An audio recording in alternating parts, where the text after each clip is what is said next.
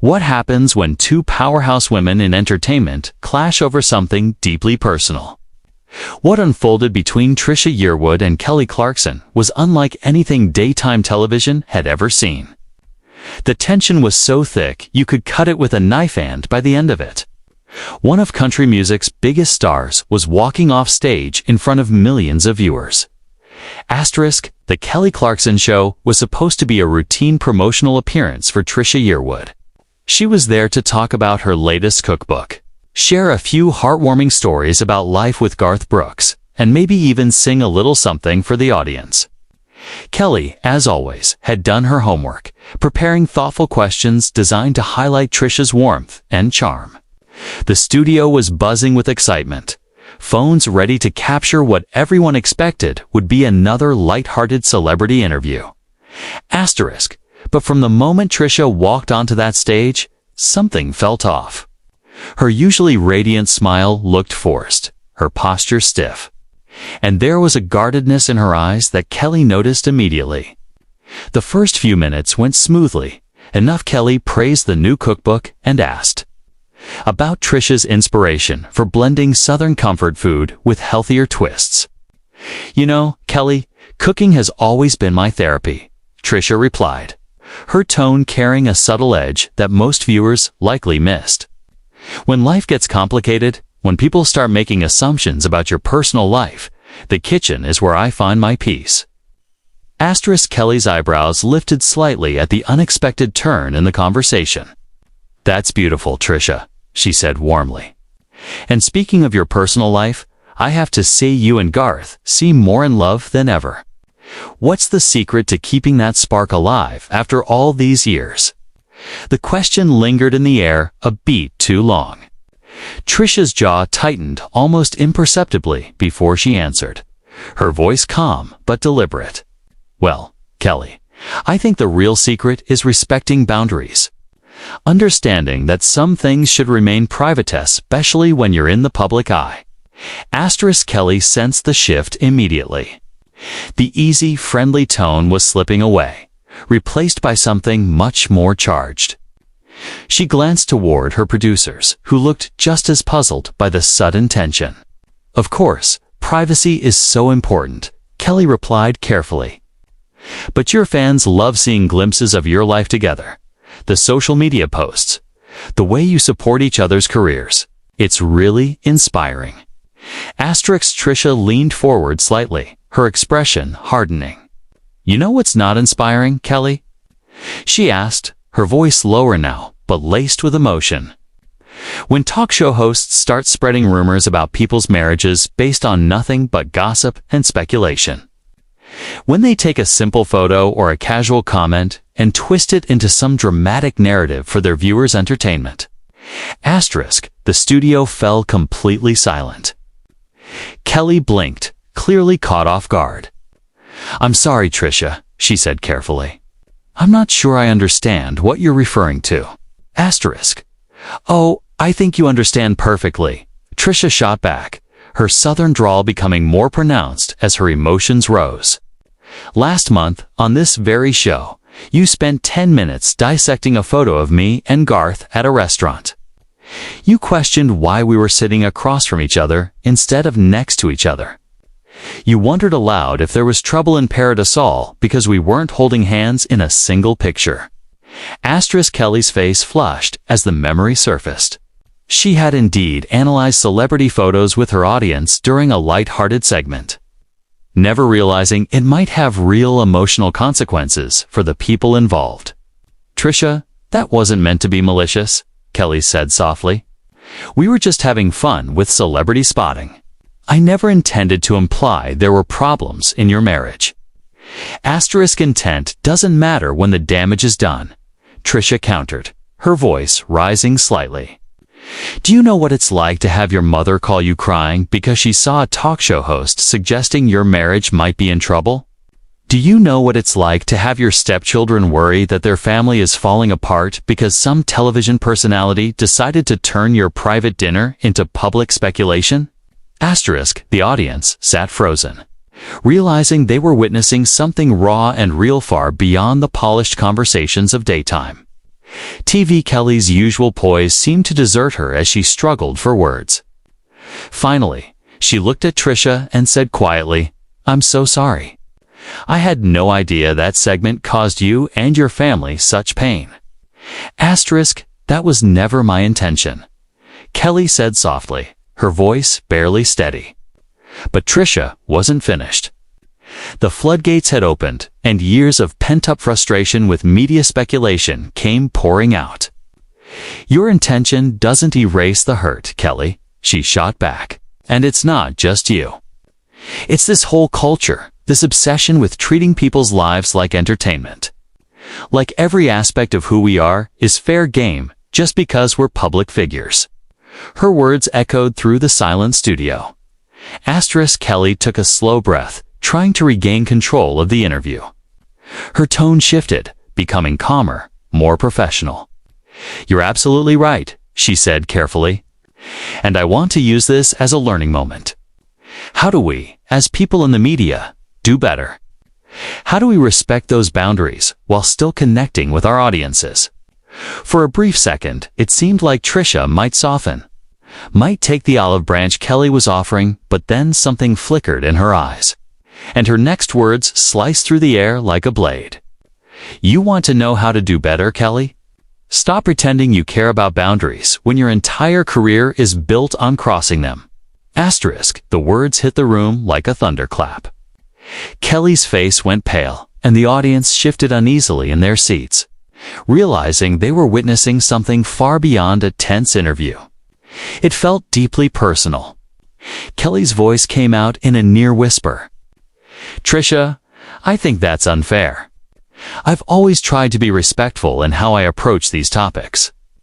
Trisha let out a sharp, bitter laugh that sent chills through the room. "Respectful? Kelly, do you remember when you had that segment about celebrity couples who might be headed for divorce? You put a picture of me and Garth right up there on the screen, speculating about whether we were having problems because he'd been touring without me." Kelly's defenses came up instantly. "That was taken completely out of context," she insisted. "We were discussing how hard it can be for couples in the entertainment industry to maintain relationships. It wasn't personal. Everything is personal when you're talking about real people's lives." Trisha's voice cracked, emotion trembling in every word. "You sat there with your panel of experts dissecting my marriage like it was some kind of case study. You analyzed our body language, broke down photos like you were some kind of relationship detective. Meanwhile, I was at home watching my husband's face as he saw people questioning our love for each other on national television." Kelly tried to interject, but Trisha wouldn't let her. She was past the point of holding back. "And it's not just the marriage stuff," she continued fiercely. "Do you remember when you spent an entire segment talking about my weight? You had your nutritionist on, using my red carpet photos as examples of how women in their 50s struggle with body image. You never asked my permission. You never thought about how it would feel to have my body analyzed and critiqued on national TV." The audience sat frozen, completely transfixed. This wasn't celebrity gossip anymore. This was raw emotion to women at their breaking points. Kelly's composure was visibly cracking. "Trisha, I understand that you're upset, and I hear what you're saying," she began cautiously. "But I think you're misremembering some of these segments. We've always tried to approach these topics with sensitivity." Sensitivity. Trisha repeated, her voice rising another octave. "You want to talk about sensitivity? How about when you had that cooking segment where you tried to recreate one of my recipes, and you joked that it was probably too fattening for your audience? How you suggested maybe I should consider healthier alternatives because, and I quote, some of us aren't as naturally blessed with good genetics as others. Kelly's mouth fell open. She remembered that segment vividly, and the realization of how her words must have sounded hit her like a freight train. Trisha, that comment was about me, not you, she said, her voice trembling. I was making fun of my own struggles with weight and diet. Were you, Kelly? Trisha shot back, eyes blazing. Because sitting at home watching it, it didn't feel like that. It felt like you were using my recipes as an excuse to talk about weight and appearance again. It felt like everything I create, everything I put out into the world, gets filtered through this lens of judgment about my body, my marriage, my choices. The air in the studio was thick with tension, almost suffocating. Camera operators zoomed in, sensing that something historic was unfolding right in front of them. Two women, both icons in their own right, colliding in a moment of truth that neither could walk back from.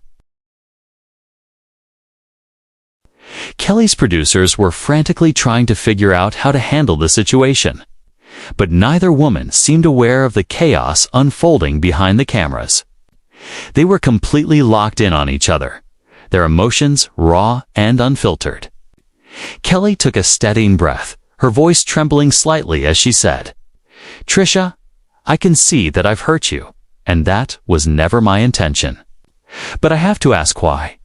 Didn't you reach out to me privately about this? Why are we having this conversation on live television?"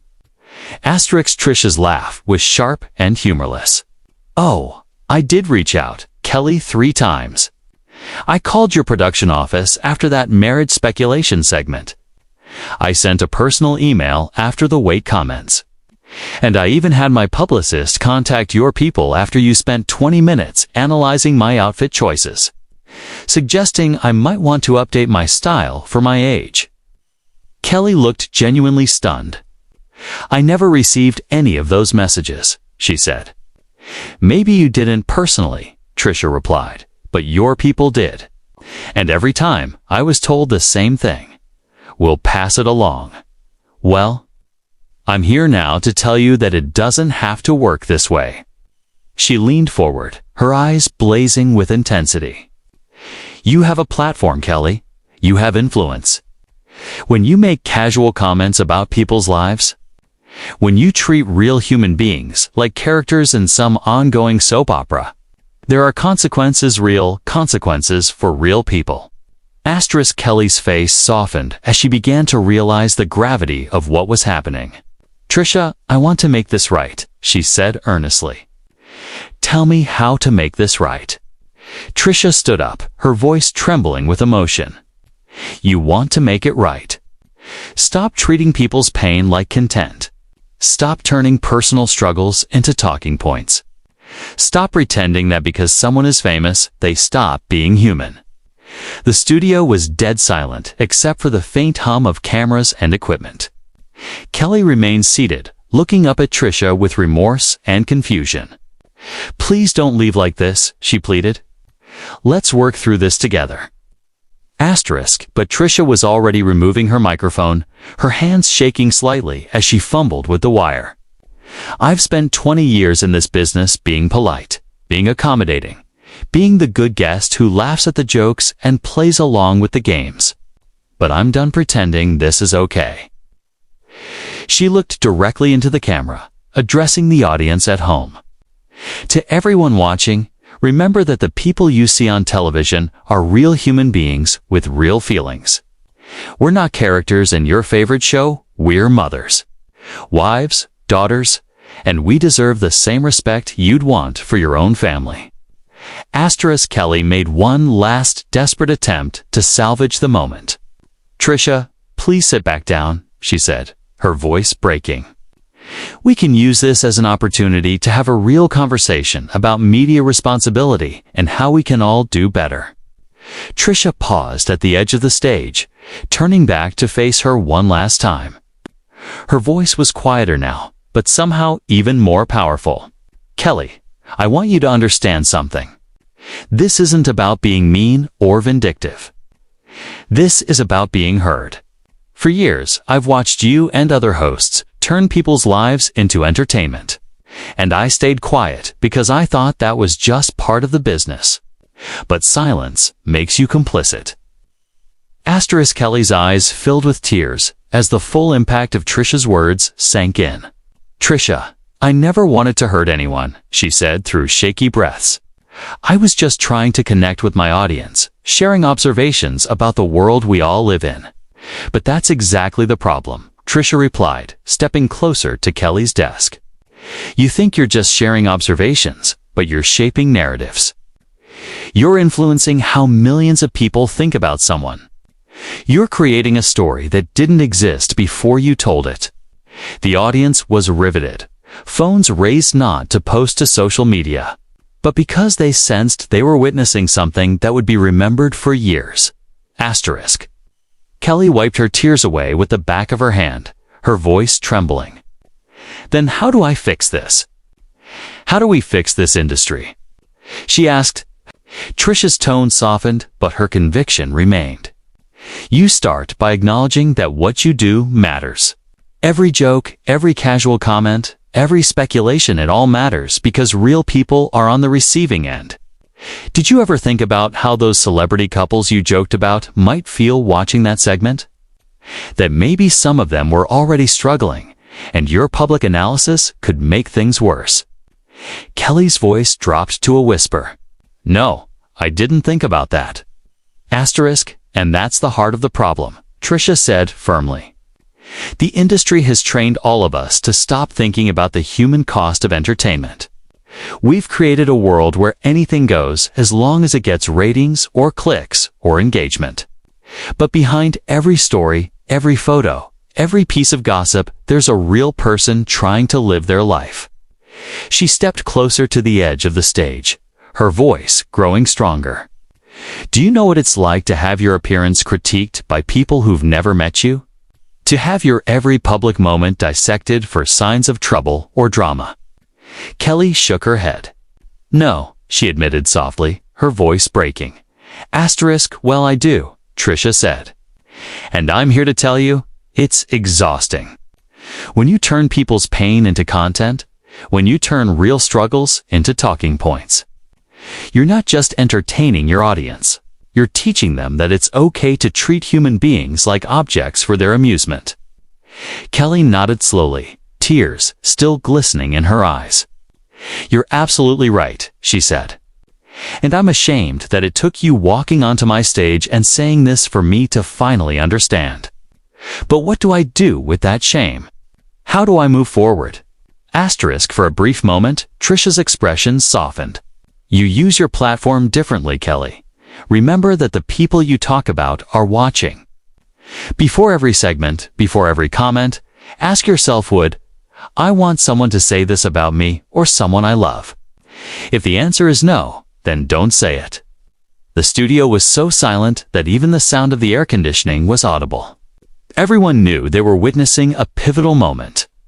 Asterisk, I want to be better, Kelly said, her voice thick with emotion. I want to use my show to lift people up, not tear them down. Will you help me? Will you come back and help me figure out how to do this right?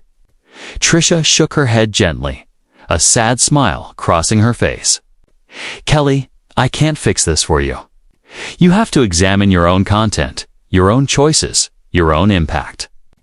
You have to decide what kind of host you want to be, what kind of show you want to have. But I will say this change is possible. Redemption is possible. But it starts with genuine acknowledgement of the harm that's been done and a real commitment to do better. Asterisk, Kelly nodded, tears now freely falling down her cheeks. I hear you, she said quietly. I really hear you. And I promise you and everyone watching that I'm going to do the work to be better. Trisha began walking toward the exit, then paused one last time. This industry has the power to bring joy and connection to people's lives, she said. But with that power comes responsibility. Asterisk, the audience sat stunned. Kelly stood motionless, processing everything that had just unfolded.